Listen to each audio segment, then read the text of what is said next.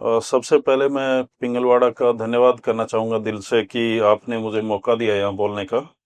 बहन जी का बहुत बहुत धन्यवाद, और जो हमारे टीचर साहिबान यहाँ पे बैठे हुए हैं उनका भी बहुत बहुत धन्यवाद।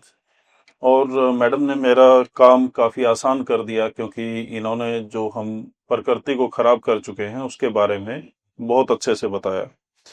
मुझे कुलवंत जी ने इनवाइट किया, बताया कि इतना बढ़िया उपराला यहाँ पे हो रहा है। मेरी पंजाबी उतनी अच्छी फ्लुएंट नहीं है, समझ में आंदी है मैनू, तो थोड़ा मैं हिंदी में ही काम चलाऊंगा, तो वो उसके लिए माफ कीजिएगा।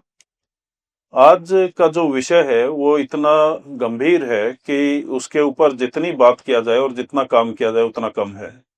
खासकर जो हमारे यंग स्टूडेंट बैठे हुए हैं उनकी तो जिंदगी अभी इन सारे चैलेंज को फेस करते हुए हमें दिखने वाली है। तो प्रॉब्लम क्या क्या है वो सब बातचीत हो चुकी है। माँ के दूध में भी केमिकल मिल रहे हैं, और जो 40 से ऊपर के उम्र के लोग हैं उनके दिमाग का एनालिसिस किया गया तो पता लगा उनके दिमाग में माइक्रो प्लास्टिक मिल रहा है। इतना ज्यादा प्लास्टिक हम हवा में भी डाल चुके हैं, गाड़ियों के टायर घिसते हैं, हजार किस्म से पानी की बोतल और अलग अलग तरीके से हम प्लास्टिक कंज्यूम कर रहे हैं।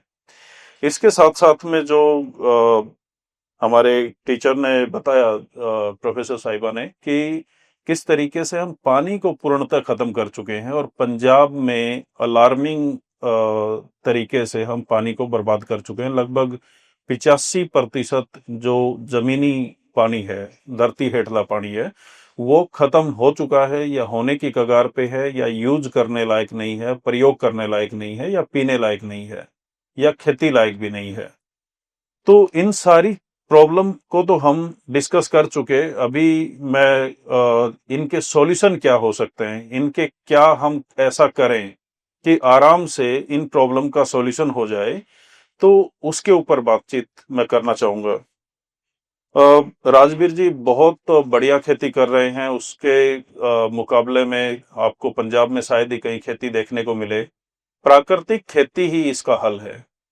प्राकृतिक खेती को और आसान और सुलझा हुआ और सीधा साधा बनाने के लिए हमने काफी रिसर्च किए और दुनिया के बहुत सारे साइंसदानों के साथ में डिस्कस किया। तो मैं प्रकृति का समाजशास्त्र पढ़ा रहा हूँ पंजाब विश्वविद्यालय चंडीगढ़ में, अभी मैं हेड ऑफ द डिपार्टमेंट भी हूँ। तो वहां पे हमें रिसर्च करने का मौका मिला और हमने अपने खेतों में और दोस्तों के खेतों में हजारों जगह पे एक्सपेरिमेंट लगाए और बेहद सक्सेसफुल रहे। उसके कंक्लूजन क्या हैं और वो कैसे करते हैं उसके बारे में मैं थोड़ा सा बताना चाहूंगा, क्योंकि टाइम का मैं ध्यान रखना चाहूंगा, ज्यादा समय आपका नहीं लूंगा। तो हम क्या करते हैं कि जो पानी नीचे नहीं जा रहा है जमीनों के अंदर, हम जमीनों को चौक कर चुके हैं बार बार रोटावेटर, हैरो, कल्टीवेटर, ट्रैक्टर के इस्तेमाल से, फ्लड इरिगेशन से, केमिकलों के इस्तेमाल से हम धरती को चौक कर चुके हैं, उसको बंद कर चुके हैं। उसका जो कड़ा पै गया, पंजाबी दे विच बोलते हैं ना कि धरती दे विच कड़ा पै गया, तो वो कड़ा इतना मजबूत है कि उसको तोड़ना लगभग नामुमकिन है, इम्पॉसिबल जैसा है, अगर आप कोई मैकेनिकल इंटरवेंशन वहां पे नहीं करते हैं तो। अगर आप सरिया जमीन में मारेंगे तो वो सरिया जमीन के अंदर नहीं बैठेगा। अगर वो सरिया नहीं जा रहा है 4 इंच से नीचे, तो क्या पेड़ पौधों की जड़ें और बरसात का पानी जमीन के अंदर जाएगा? तो वो बिल्कुल नहीं जाएगा। अगर पानी जमीन के अंदर नहीं गया तो धरती को बंजर होने से कोई नहीं बचा सकता है। एकमात्र तरीका है धरती को जिंदा करने का कि पानी जमीन के अंदर जाए, हम धरती को ढक के रखें, बार बार उसको डिस्टर्ब ना करें, बार बार हैरो कल्टीवेटर वगैरह इस्तेमाल ना करें, और प्राकृतिक तरीके से खेती करें। और ये बहुत सौखा और मैकेनिकल तरीका हमने बना लिया है। इसको हमने नाम दिया है नानक खेती, क्योंकि पवन गुरु पानी पिता माता धरत महत का जो संदेश है, बाबा नानक की फिलॉसफी, हम केवल मत्था टेकते हैं, उनको अनुसरण नहीं करते हैं।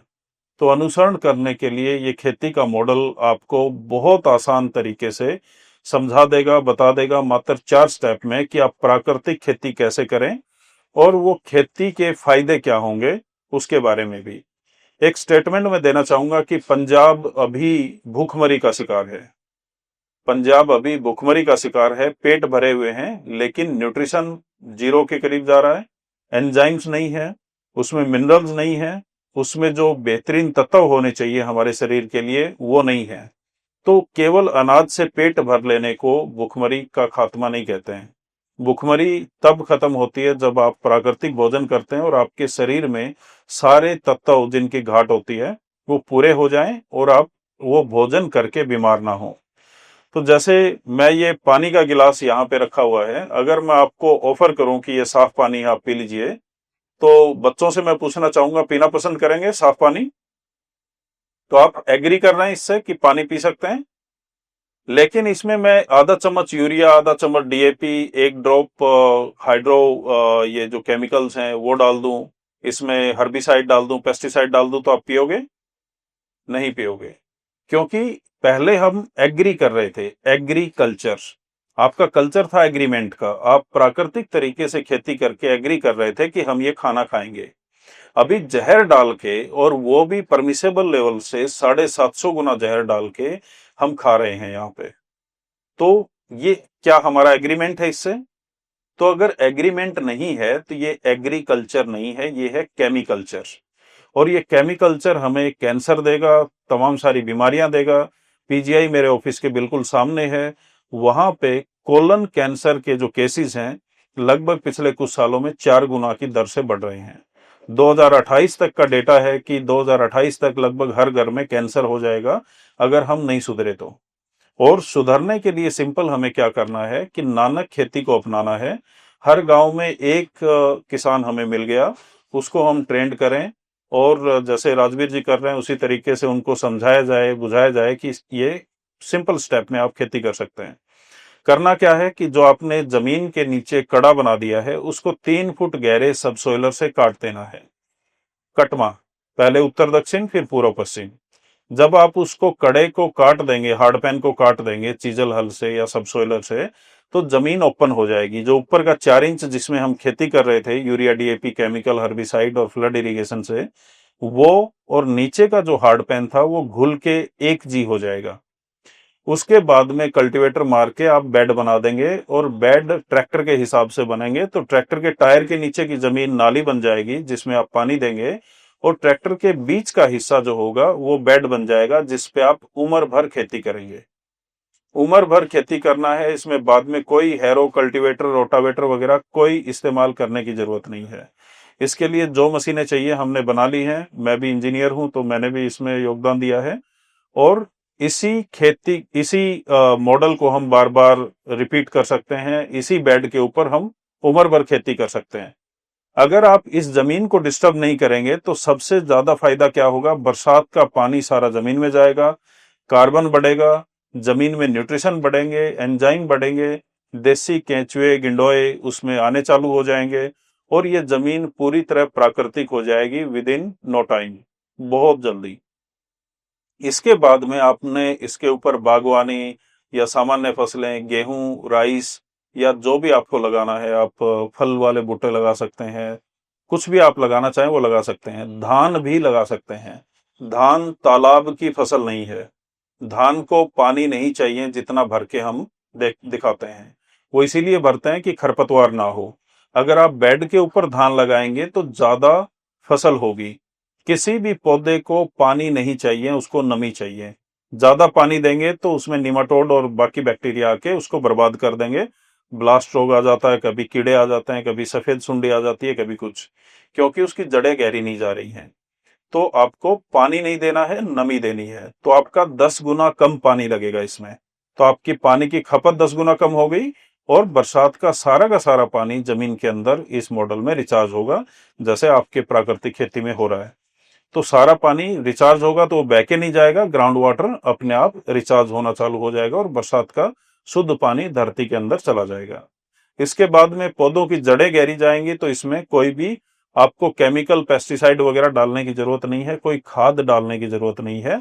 आपकी खेती वैसे ही प्राकृतिक हो जाएगी, और इसमें नेचुरल बीटी जो बैक्टीरिया है वो एक्टिवेट हो जाएगा। तो उससे क्या होगा? आपकी फसलों में कीड़े नहीं लगेंगे, वो फसल प्राकृतिक रूप से भी अपनी इम्यूनिटी बना के रखेगी। फिर ये फसल आप सामान्य मार्केट में बेचने की बजाय उन लोगों को दीजिए जो फिलहाल बीमार हैं, क्योंकि उनका ये खाना खाने से उनकी सेहत बहुत ज्यादा जल्दी सुधरेगी।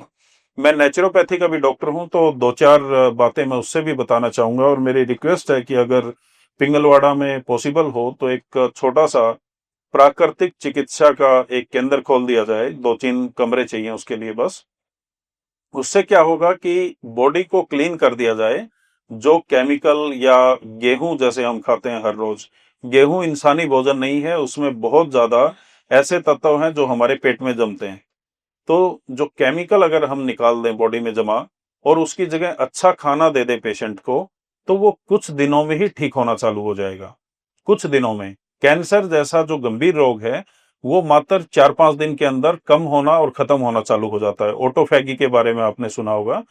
तो ऐसे पेशेंट को वहां पे लाके उनका डिटॉक्स किया जाए, शरीर साफ किया जाए। उनका कोलन हाइड्रोथेरेपी एक तरीका है, उससे पेट साफ किया जाए।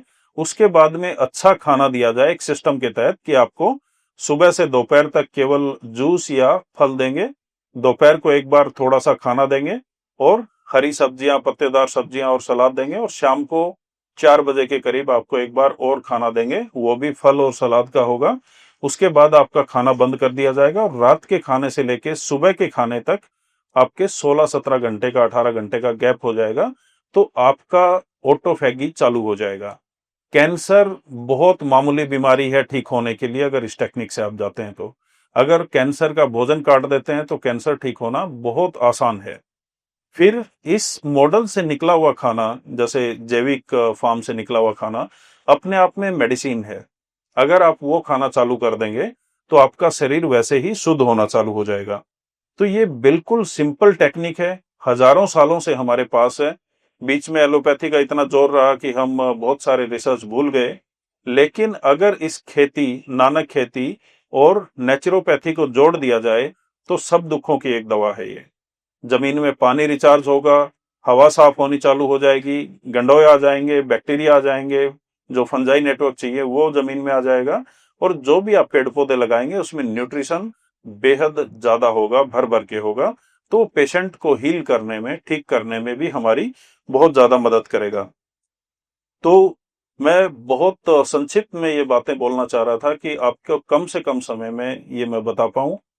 इसके अलावा बहुत सारे और टॉपिक हैं, इनके ऊपर बहुत सारी डिटेल हैं कि दुनिया में क्या हो रहा है। जैसे मैं भी स्पेन और अमेरिका, इटली, इजिप्ट के बारे में पढ़ रहा था। वहां पे बहुत बड़े इलाके में पानी खत्म हो चुका है, नदियां सूख चुकी हैं, बहुत सारी जगह पे आग लग रही है। इंडिया में भी ऐसा ही हो रहा है। भारत में सैकड़ों जगह पे आग लग रही है, नदियां सूख चुकी हैं, नाले सूख चुके हैं, बहुत सारी नदियां गंदे नालों में तब्दील हो चुकी हैं, और उन नदियों के ऊपर किसी ने घर बना लिए हैं। तो जब तक जो नेचुरल इकोसिस्टम को हम नहीं छोड़ेंगे, तब तक कोई ना कोई बीमारी फैलती रहेगी, और बहुत सारे जो हमारे पानी, हवा और जमीन को लेके जो हमारी चिंताएं हैं, वो बढ़ती रहेंगी।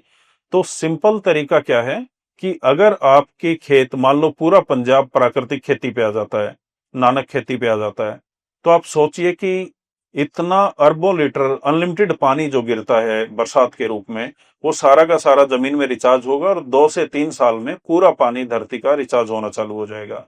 हमें बरसात का पानी से ही खेती करने के लिए काफी रहेगा, ट्यूबवेल इस्तेमाल ही नहीं करना पड़ेगा। और इस मॉडल में 10 गुना कम पानी, 10 गुना कम ट्रैक्टर का इस्तेमाल होता है, मात्र 2-3 मशीनों का इस्तेमाल होता है। एक ड्राइवर, एक ट्रैक्टर सैकड़ों एकड़ जमीन को अपना देख सकता है, उसको देखभाल कर सकता है। तो मेरा इतना ही एक आने का ये फलसफा था कि आपके साथ में जानकारी साझा करूं कि प्राकृतिक खेती ही प्राकृतिक जीवन शैली को बढ़ावा दे सकती है। केमिकल्चर हमारा एग्रीमेंट नहीं है केमिकल्चर के साथ में। हम में से कोई भी इसमें जहर डाल के, हर्बिसाइड, पेस्टिसाइड डाल के नहीं पीना चाहेगा, लेकिन जाने अनजाने में हर रोज हम पी रहे हैं। तो ये एग्रीमेंट आपको डिसएग्रीमेंट में बदलना होगा, और अपने आसपास में कोई भी किसान तैयार कीजिए, 1 एकड़, 2 एकड़, 5 एकड़, जितना भी वो करना चाहे। हम उसको पूरा ट्रेनिंग देने के लिए कोशिश करेंगे, उनके गांव में जाने की कोशिश करेंगे, और पिंगलवाड़ा भी उनकी मदद करेगा। तो आसानी से हर गांव में एक एक अगर एकड़ भी चालू हो जाता है, तो धीरे धीरे उस फसल का टेस्ट लेने से ही बहुत सारे किसान बोलेंगे कि अभी मुझे ये खेती करनी है। इस मॉडल से निकले हुए अमरूद हमने 100 रुपए केजी आराम से बेचे हुए हैं और लोग लाइन लगा के खड़े होते हैं बेचने के लिए। मार्केटिंग करने के लिए आपको मेहनत ही नहीं करनी है, जिसने एक बार खा लिया वो अपने आप आ जाएगा। ये पूर्णतः प्राकृतिक तरीका है, कोई इसमें जहर नहीं डालना है, कोई भी केमिकल नहीं डालना है।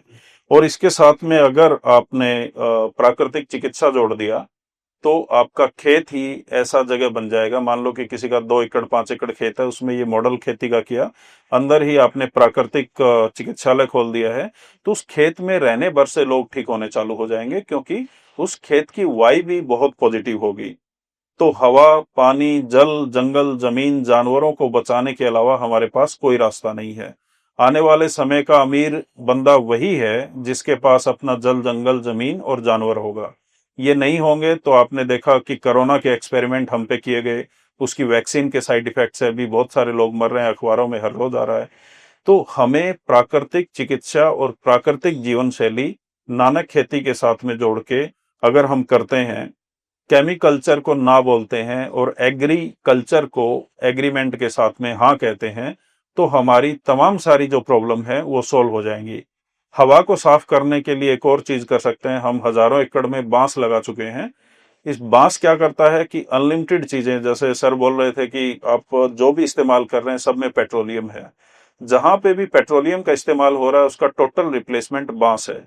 रोटी, कपड़ा, मकान और दुकान जो आप बनाना चाहें, डीजल, पेट्रोल, कोयला, सब बांस का बन सकता है।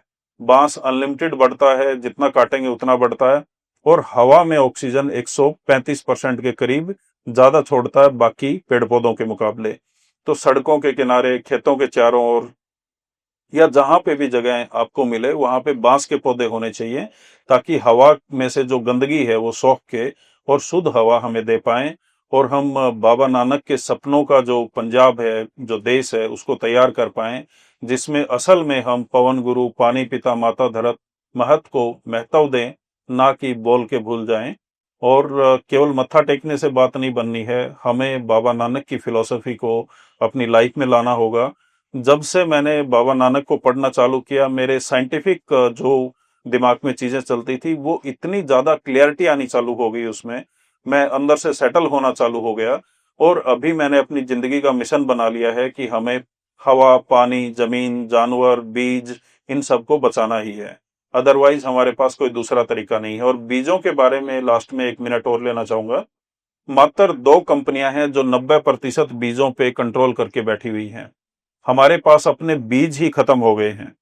अगर हमारे पास अपने बीज नहीं होंगे तो कंपनियां अभी चांदी के भाव में बीज बेच रही हैं, जल्दी ही सोने के भाव में बेचना चालू कर देंगे। तो हमें अपने बीज बचाने बहुत बहुत जरूरी हैं। आप पंजाब में जाएंगे तो या तो आपको आईवीएफ सेंटर नजर आएंगे या आईलेट सेंटर नजर आएंगे, कि पैसे देके आप बच्चे पैदा करवाइए और उनको विदेश भेज दीजिए। तो हमें ऐसा पंजाब नहीं चाहिए, हमें वो पंजाब चाहिए जिसमें जल, जंगल, जमीन, जानवर, हवा, पानी, बीज सब कोई सुरक्षित हो और बेहतरीन वातावरण हो, जो बाबा नानक की फिलॉसफी पे हम चाहते हैं। धन्यवाद।